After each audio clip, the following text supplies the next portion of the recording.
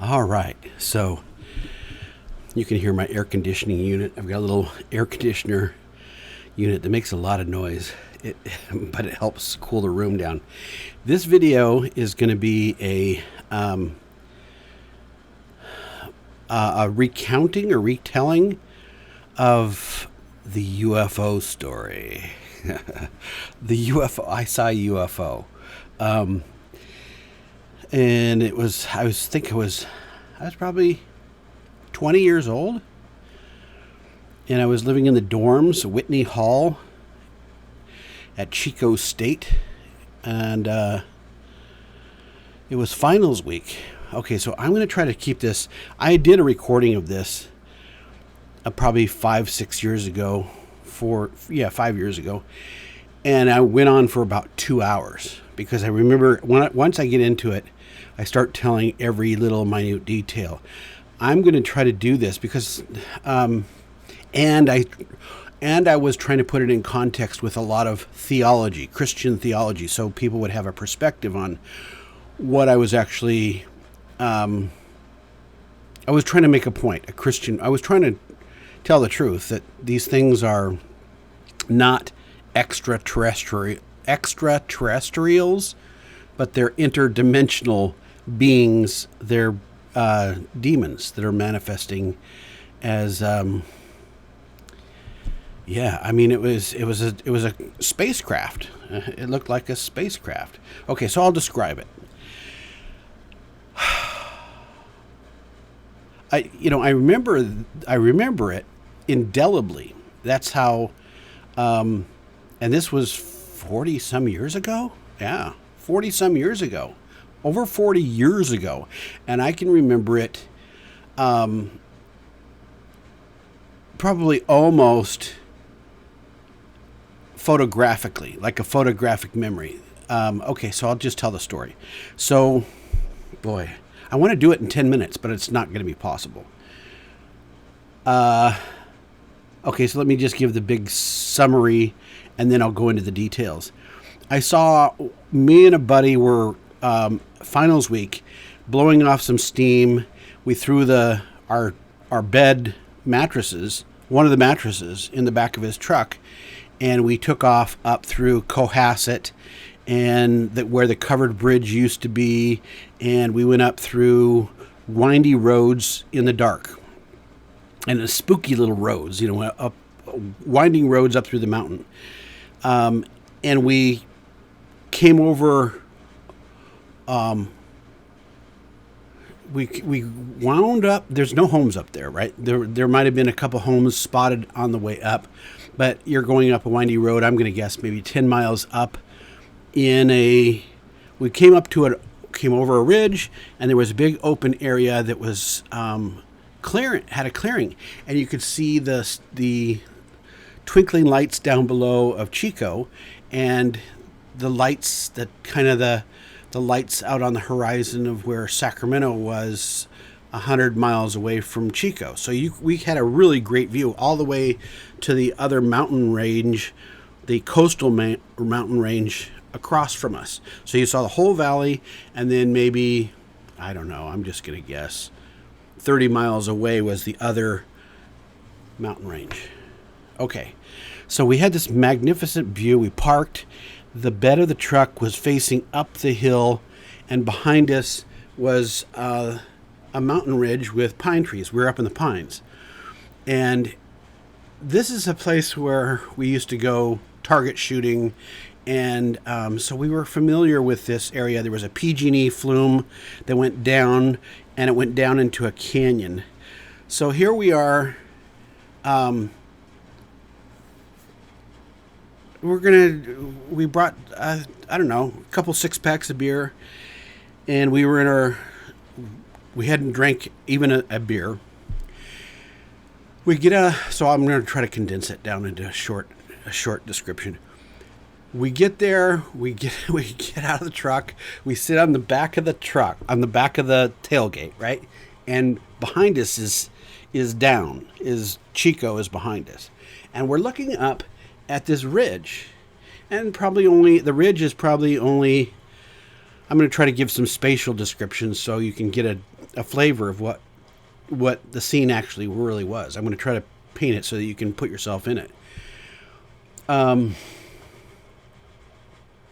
We get out, crack a beer, one beer, first beer, and we look up, and because we know we're out a long ways away from any houses, and there's no lights up there, and it was dark, and I don't remember the moon in the sky anywhere, so there was just, and it's light, so you can see a lot of stars up there. I mean, it's up away from the lights so that you can actually look up and see, a canopy of just thousands of stars above you. But we're looking up at the ridge, and immediately we both just took note of it and started talking about it, because it had it was a big round glowing light that was not the moon. It wasn't reflective. It had some projected luminosity coming from it, and it was huge. And I'm gonna guess it was. I know this is gonna be hard. I am not gonna be able to do this in 10 minutes. Anyway, so we immediately start talking about it, and I remember we both said, "What is it?" And it was we went through this process of evaluation, or the process of elimination, and saying, well, it's not making any noise. It's not a helicopter. It was sitting above the ridge. It was you could see air underneath it. It was above the pines. And it was glowing in our area. It cast enough light where it illuminated the area where we were sitting. This whole area, when I say the area that we were sitting, I mean the whole entire mountainside.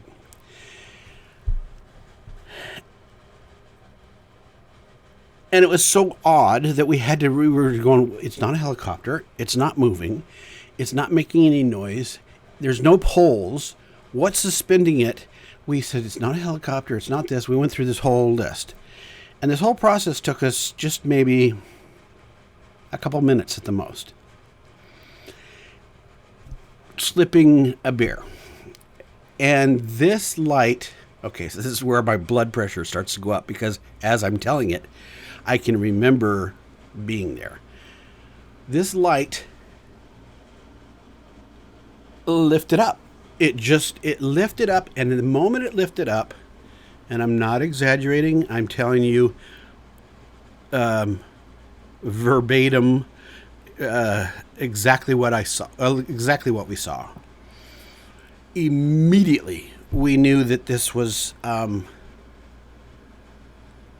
something we'd never seen before. It was otherworldly. It was not natural. Okay, so this is what we saw. So it lifted up, and it immediately, I remember a big giant band of yellow lights, like, something like you'd see on a movie of a spacecraft going kind of not straight around it, but like this. At the same time, a band of orange lights was doing this around it. And I'm going to describe it the way we saw it. The lights were going like this. At the same time, it looked like you could illuminate the shape of a craft, but you could see the lights, and this is within a second. The lights you could see through this band of lights, and they were going through one another like it was fluid, like you could see through it. At the same time, had a shape, you could see through it. And they and there was white lights, if I remember, on the outside of that, and the thing tumbled. It had a symmetrical, spherical, saucer type shape, but it tumbled end over end. These lights, as they're going, and it looked, and I'm just going to describe it, it looked fluid. It was like, I remember my eyes were glued at it, registering absolutely, we're looking at something that didn't fit physics. It didn't fit. It didn't fit any scenario of the natural world. It didn't. It didn't adhere to any of the laws or any experience of a flying craft that we've ever seen. Not even a flying saucer. Like it wasn't just a flying saucer that flew over. This thing, it had lights, and the lights started tumbling. It was tumbling over, and it moved, and it didn't make a sound.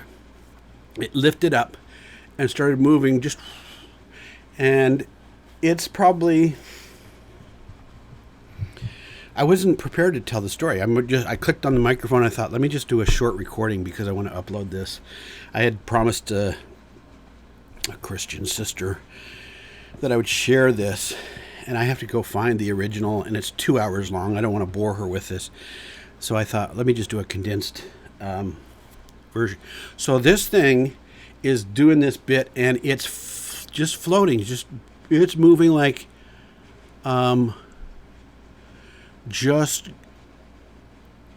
graceful. No, jet engines. Brrr, no, nothing. No, it just got up and was like angelically moving through the air and towards us. Okay, so it moves towards us. It's moving up, and we're watching it out. And I think when when it was a white light, round, kind of big, round light, the distance from us was probably 400 yards. So when it lifted up, 400 yards. 400 yards, I guess. And it lifted up, and so it's coming at us doing this light display. It's full on fluid, lights, spherical, but defying definition, and it floats up. It's coming out over us, and immediately I remember Greg, my friend that was he'll verify this is true. I'm sure he remembers it just like I do. Greg. So here's an interesting thing. I'll just throw this fact out there. I had just become a Christian, and Greg was semi-antagonistic, if not really antagonistic, and so we were in two different kingdom camps. Okay, I'm not going to make any apologies or try to make it different. Should he watch this, I'm just going to say it the way it really is. He was in two different camps. We were in two different camps. Kingdom of darkness versus the kingdom of light. I had just come to Christ just within months or shortly before that. So my life was so I don't know I'll just throw that out there and move on with the story. He was like, oh my God. He was just like, didn't know what to do. He was like, oh my, he was frightened. He was visibly really frightened. And I, for some reason, I knew that it was like, what are you going to be frightened about? Because what you're looking at has more power and more sophisticated technology or whatever. It was so beyond that if it wanted to harm us, there was nothing we could do about it. That was my perspective. If it wanted to harm us, there was absolutely nothing we could have done to protect ourselves. We're vulnerable. We're sitting in the open season with this big space around us with our part. So it's coming right over us, right? It's drifting this way towards us, okay? Distinctively towards us.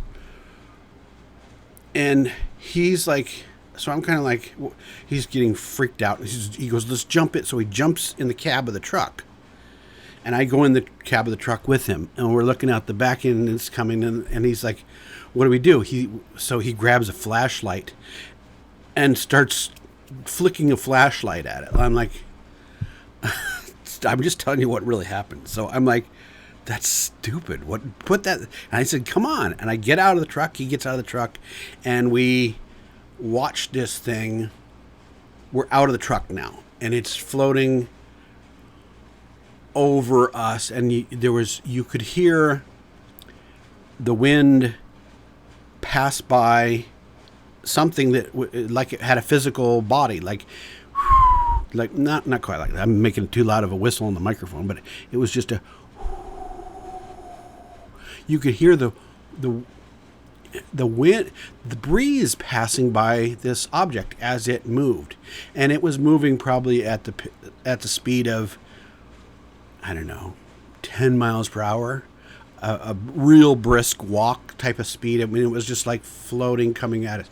And by the time it got up over the top of us, and it's only 75 yards over the top of us as it's floating over the top, literally floating up over the top of us, coming back over the top of us.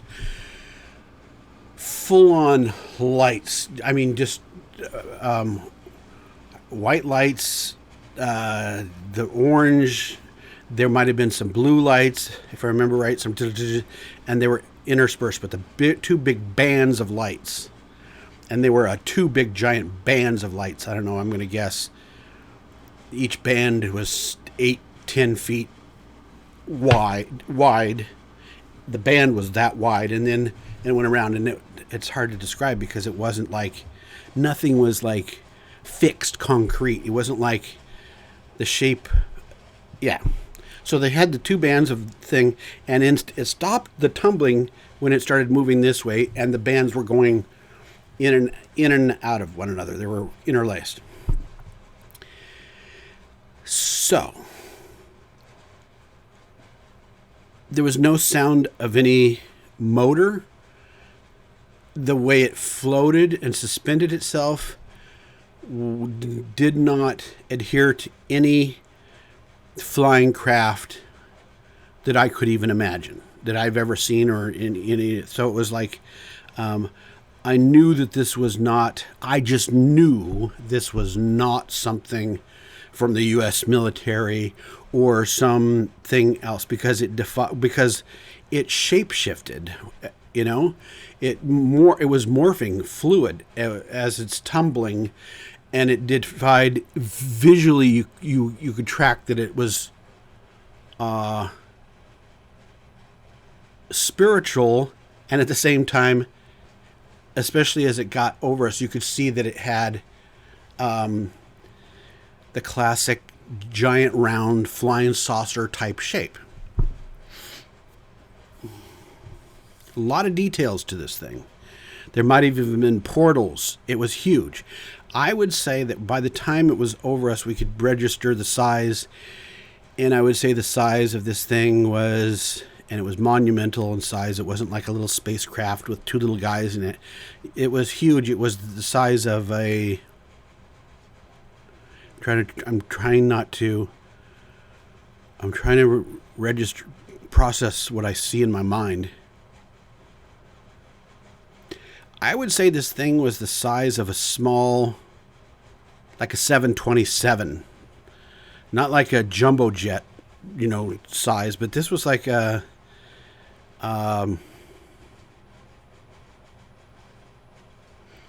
maybe 50 yards wide, if you were to measure it, from one edge to the other edge, either way. So it was huge. 50 yards is huge. 1 yard is 3 feet. 50 yards, that's half of a football field. Okay, 40 to 50 yards. Yeah, 50. It was huge. It's hard to put. So this thing, it floated over the top of us, and the only thing I could hear was the slight breeze as it was passing by, because it was really it was not a windy night at all. There was no breeze, but yet we could hear it was eerie. We're standing out of the truck. I'm watching this thing pass over, and it floats over the top of us.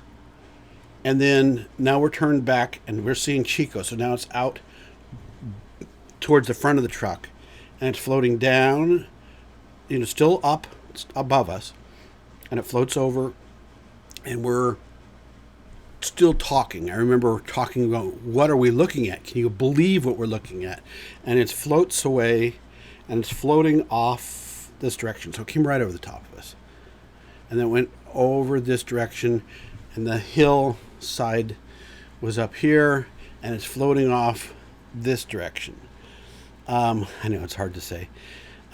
There's a ravine down below, where the ravine went down, where you can't see below a deep ravine. This is like small canyons, like when I say small canyons, like big canyons, but not like the Grand Canyon. I mean, they were.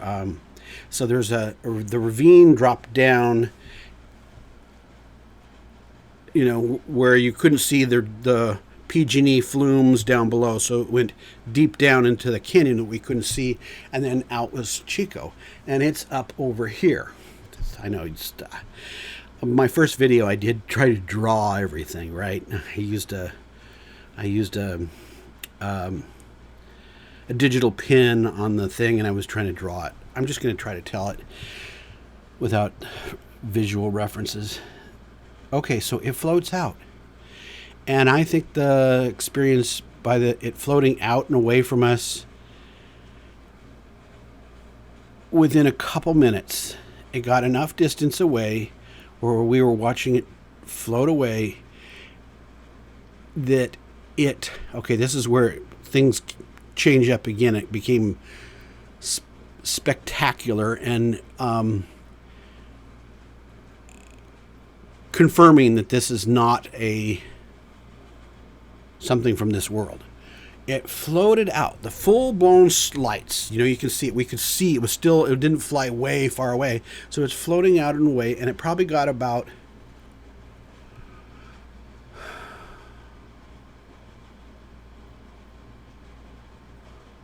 250 yards away. 200 yards away. Yeah, no, maybe 250, 300 yards away. But it was big enough where you could still see the whole light show and this thing moving. And as it got just far enough away, this far away, and it's still moving, it's just it didn't change its speed, it was just moving out.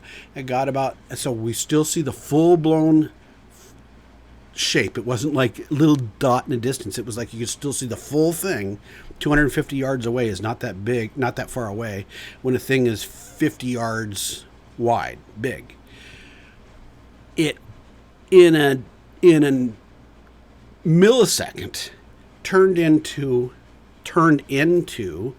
a light. You could see it. I saw it. So this is what happened. A light flashed underneath it.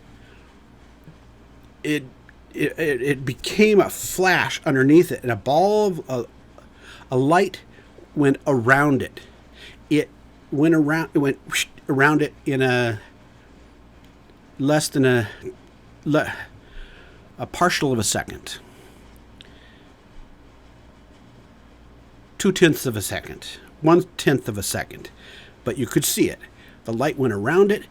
When it went all the way around it, it turned into it flashed, but you could see it. It was like it didn't blind your eyes. You actually could see the whole thing happening. What actually happened is the light went all the way around it. It turned into it flashed, and the entire hillside mountain area was lit up like a flash cube. It's 300 yards away. And the moment this happened, I'm describing it slowly, but this all happened within a fraction of a second. It turned into a ball of light, and it completely became a magnificent, I'm not talking about a little light. When I'm talking this sighting, I've never heard anybody describe a sighting like this, but it became a spectacular, impressive, I don't even have the words for it, a ball of light, all within a second. And at the moment it became light, it became a piece of a ball of light, a piece of light. It became a sphere of light, and it took off. And when I say it took off over Chico, over those mountains, over the other mountain range, and went and disappeared. And when I say it took off and disappeared, it turned into a ball of light and took off and disappeared straight out of the horizon to the light disappeared, and it all occurred within a second, 2 seconds.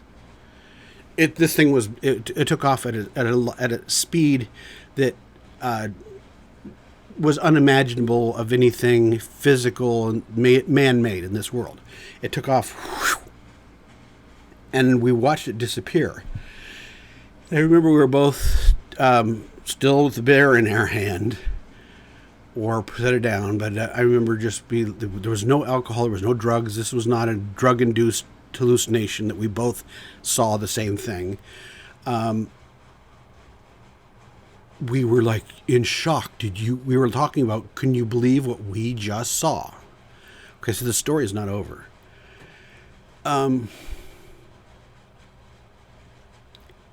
We were like, we knew it. We saw a UFO, and not like a little tiny UFO story. We saw a little saucer down below on the river. These different stories that you hear.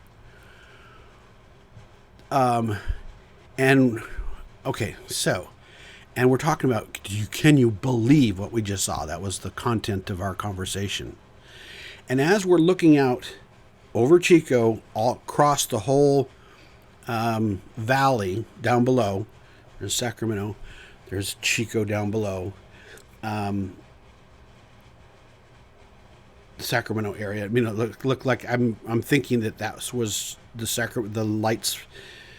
Anyway, it's probably. Anyway, so as we're looking that direction, up over our heads, we turn around, the light comes up. This exact same craft, now not a ball of light, but back in its original form with the band of orange and yellow lights, came over the top of the ridge and over the top of us again. But instead of going directly over the top of us, like right over us, it came over, it was kind of a little bit cockeyed from a distance. It came over us just as slow. It was mind-blowing. It's like, what? To process it, it was like, I'm thinking now that and I'm sure I was thinking this at the same time. I don't know. When you're actually in this experience, your mind is processing everything, trying to make sense of things. And I remember thinking, it went out that direction and came over here. Just moments later, less than half a minute after we saw it disappear, the light just disappeared. It went just pinpoint out as a star and just beep, it's gone. And half minute later,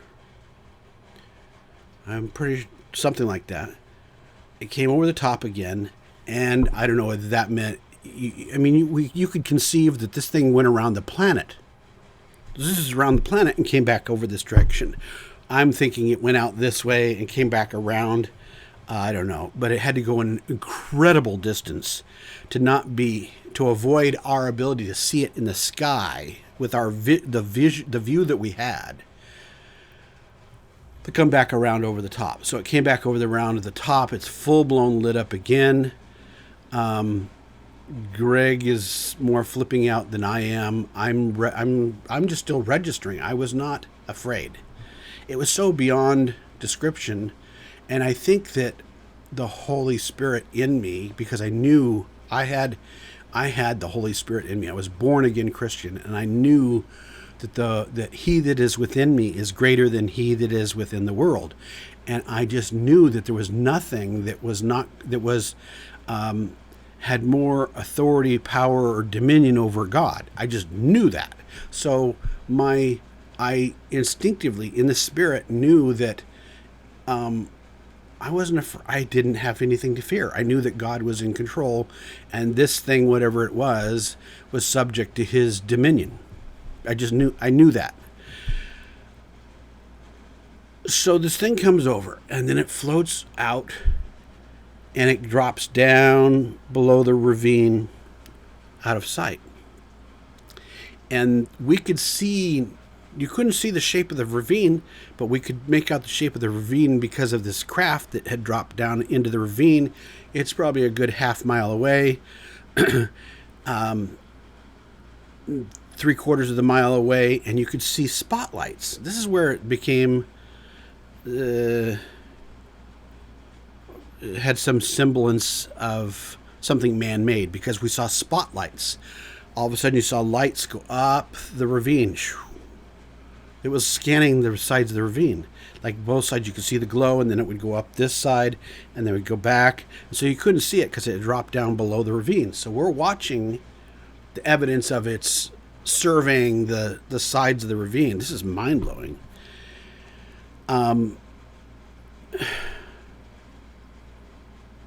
It wasn't trying to. Okay, so yeah, so that's, we're watching this, and it's down there. And this, if I remember right, I'm just going to guess. There's certain things that I can't calculate. 40 years ago, I can't calculate everything. You know. So there was a few minutes of this. I don't know, 5 minutes of this. Okay, so now this is where the parts start to fragment on me.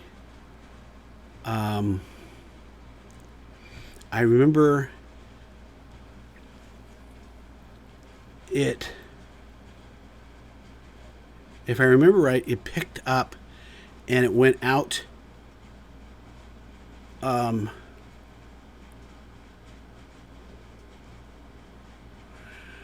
So this is the parts where I'm losing memory of.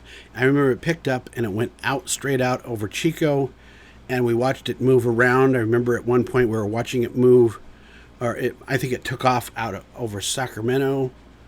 No, I'm not gonna lie. I'm just gonna say I don't remember exactly, because there was different parts. I remember it took off out over Sacramento, and then I remember after the bottom of the ravine thing, we watched it out, way beyond Chico, but up in the air. It became like almost like a star. And I watched it move around, a little bit brighter than a star, but it looked like another star out in the sky. It moved in right angles. So it was like this thing was trying to let us know that it was not natural, because it moved it right. You know, our spacecrafts don't go. They don't do this bit. So it was moving around. The star was doing right angle type movements. We watched it do this. I don't remember all the details. I'm not going to. So I remember. So rather than fill in all that, so we watched it. I remember we probably got up there around 9 o'clock at night. 10 o'clock? I don't know. I remember we watched it. We stayed up. We couldn't go to sleep. It was like mesmerizing. We were watching this star moving around. I think we watched it visibly move. It didn't leave our sight. We could see it out there till 2 in the morning. And I remember we had our bags out on the back of this, the pickup bed, on the mattresses, and I don't think we drank any more beer. We might have finished one beer. And then it got so you can't watch it all night, so we finally just crashed while it's still out there. And that's the end of the UFO story. The next morning we got up really early, and I remember it was crisp, it was cold.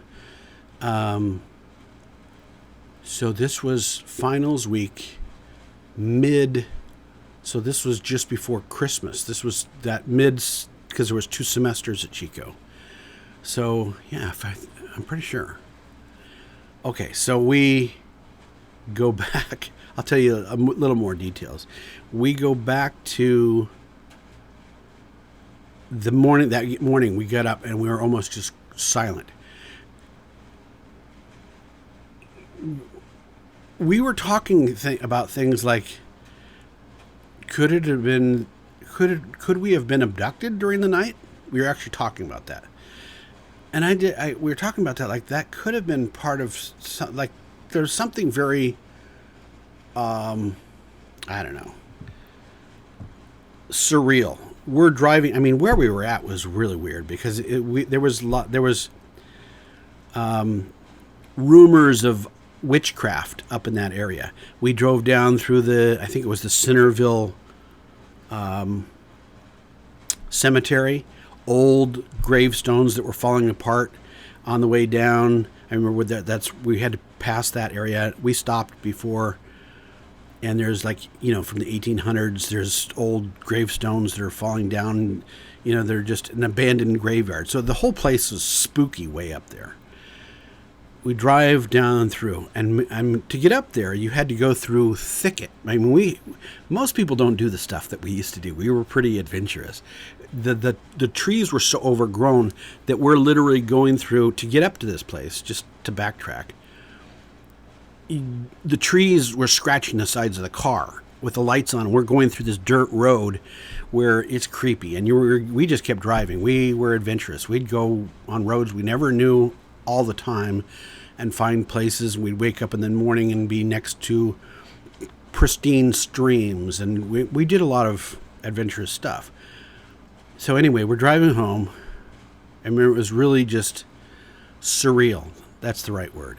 It was a surreal ride home. Greg had this crazy feeling, suspicion, that something had happened while we were asleep.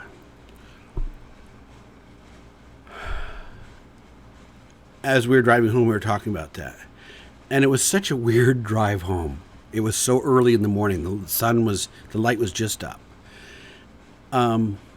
Anyway, we get back to the dorms, and of course, 19-year-old young men that just had this experience, we lived on a floor with 66 guys. There were 66 guys on our floor, and there's 9 floors of this Whitney Hall, and we're right on campus at Chico State. And we share it with everybody that we knew on the floor. And because of who we were and the kind of party animals that we were, there were a couple of people there was one guy that totally believed us. And he said, look, I had the same experience. I saw a UFO. I told my mom. My mom called the authorities. 2 guys showed up in, black car, black suits. They sat me down, they interviewed me, and they let me know that it didn't happen. They intimidated him, and he told the whole story as though I believed him. He says he put the fear in us, like, you don't want to tell this to nobody, because how they treated me, he said, that as a little kid, they treated me when they left. I knew that this is something that was an experience that I was going to keep between me and myself, and I wasn't going to tell anybody because the authorities took all the information and left. And he said he was intimidated, but he told us his experience. The rest of the people just made a joke out of us, like, oh, right, right. And I remember I probably told a half dozen people, and then everybody was talking about it. But I was like, it was such a magnificent experience that my intention was to capture it on film.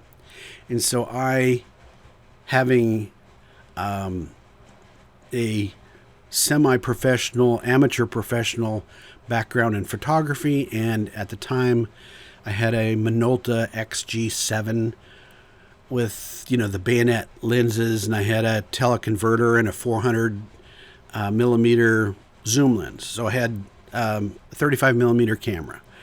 I went and bought 400 speed film, which is low light film. It's fast film, and you can capture things better in the dark. And so we went back up there. The next night we went back up there and camped and looked around and stayed. And I think we went up there for a few nights. This is finals week. This is where you got to be studying, right? But this was so important. We weren't going to miss it. We went back up there, me, and Greg. Everybody else thought we were ridiculous and crazy. They just thought, "No, those guys are making up a story." We went back up there, I don't know if I remember, 2 or 3 more nights in a row, and nothing. We didn't see anything, and came back home empty-handed. No, but I thought if I could have gotten that on film, it would have been the most spectacular photography of UFO because the stuff that I'd been accustomed to was not much of anything. Here's the interesting thing. My grandfather had a couple sightings of UFOs that were spectacular also. So the people that have never seen them think this stuff doesn't happen. But for some crazy reason, I had sightings in my family. My grandfather was on a logging truck coming in central California, coming down a mountain, and a giant cigar-shaped UFO with ports on it, came up alongside the logging truck that he was driving as he's coming down this windy canyon, and it matched his speed exactly, and then it took off. So he had that story, and then he saw 2 flying saucers coming down the tracks, following the train tracks, and he saw them come by and pass through. So he had those 2 stories, and so he had, and he didn't talk about them, but he did that. He had told me this stuff, and he had magazines for UFOs and stuff like that. So he and he wasn't like this boastful guy. He was a real quiet, conservative guy, but he did mention that. He told that story to me a couple times. It come out in my childhood, prior to me having this experience. So then I remember sharing it with my aunt and uncle, and they just made a mockery out of me, they just acted like they didn't believe me, like I was just telling stories for attention, and I'm like, I don't tell stories for attention. So I was careful to tell the story very carefully to select people, because when I told it, my breath would even amplify, and I remember telling it to just a couple different people that were interested. There was one guy that did researching out of Berkeley. It happened to be my girlfriend's dad. He would research the paranormal, and he did research on it. And so I told him the story, and I told a couple different people, and that was it. And then I stopped telling it.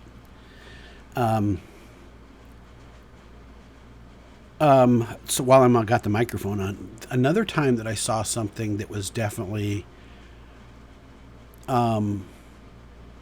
supernatural is when I had to be 12 or 13, and I lived in Littleton, Colorado, and out of our backyard, the big picture window off the family room that went into our backyard, you could see glowing lights. Just the whole lights were coming down, green lights. And I had enough time with me and my dad to go out the patio door, run out and watch. And they came down. It was a blanket of green, sparkling lights. And they got down just over the tops of the houses and off of the roofs of the houses. About the time they got down to the roof, they sparkled and went out. And there was no noise. It was just a supernatural blanket of thousands of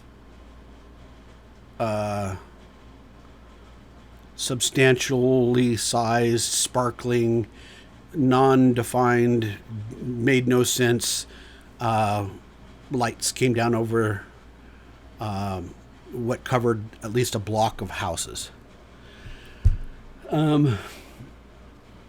Yeah. Okay. So that's the end of my story. That's my UFO story. It's true. And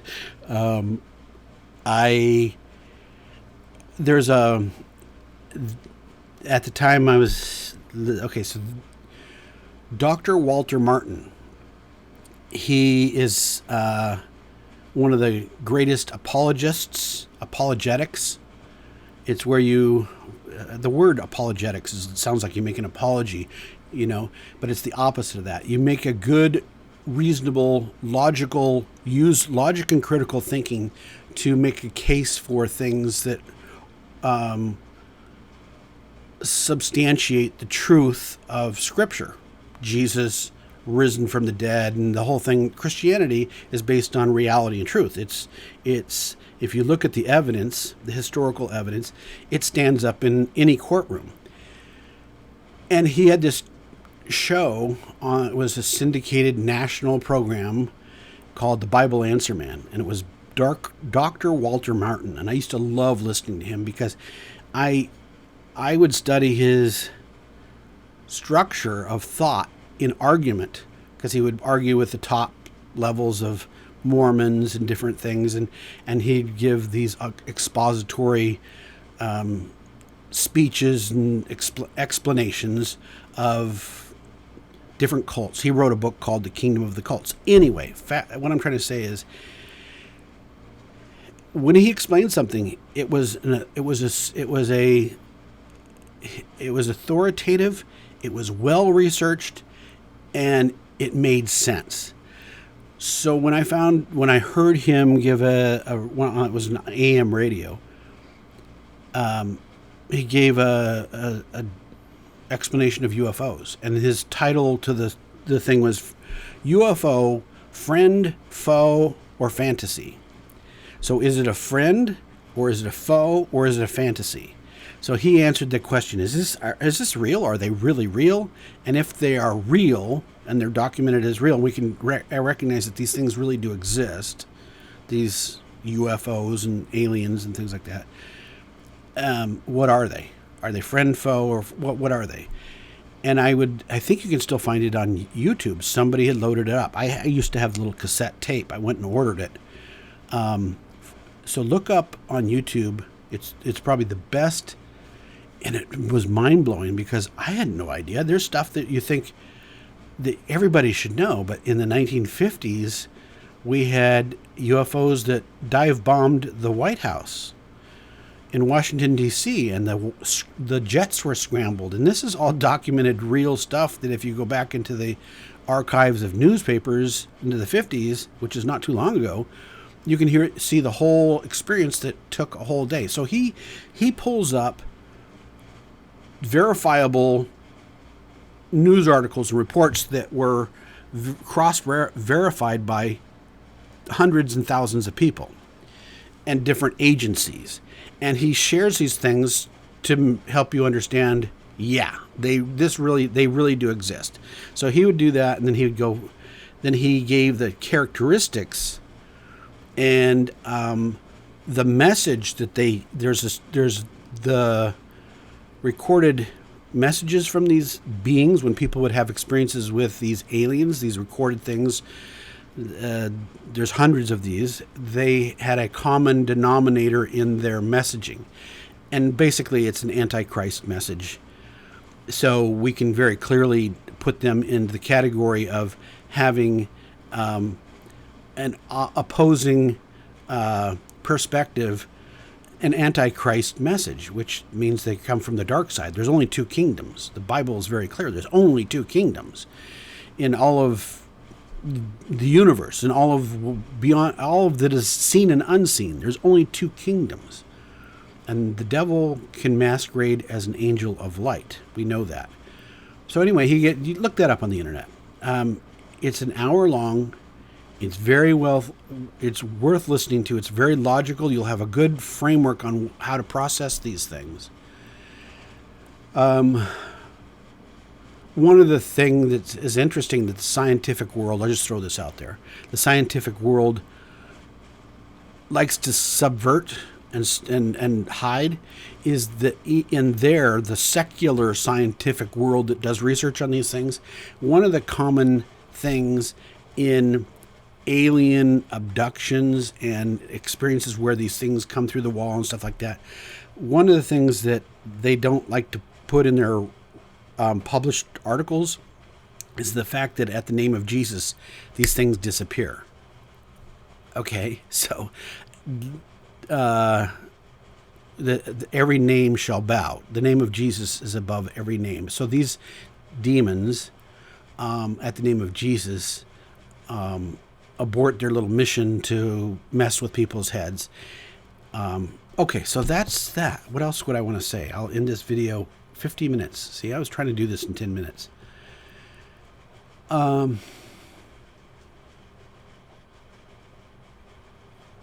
to think if there's anything else I would want to add to this video.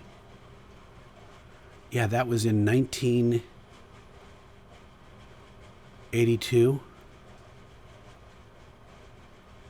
Yeah. 1982. I think, yeah, because I became a Christian, I think it was 1982 in October, which was a distinctive, I have a distinctive testimony, and it, where the Holy Spirit, where I was born again. And,